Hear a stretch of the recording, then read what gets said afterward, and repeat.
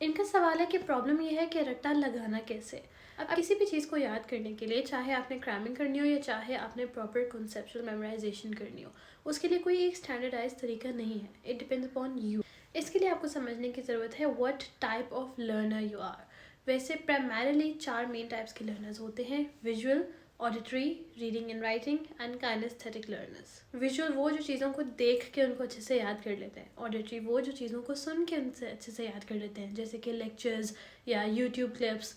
और reading and writing वो जो या तो एक दफ़ा पढ़ ले या फिर उसको लिख लिख कर याद करें। और काइनेस्थेटिक लर्नर्स वो होते हैं जो कि अपने लर्निंग मटेरियल को प्रैक्टिकल मूवमेंट्स या एक्सपेरिमेंट्स की शक्ल दे दें।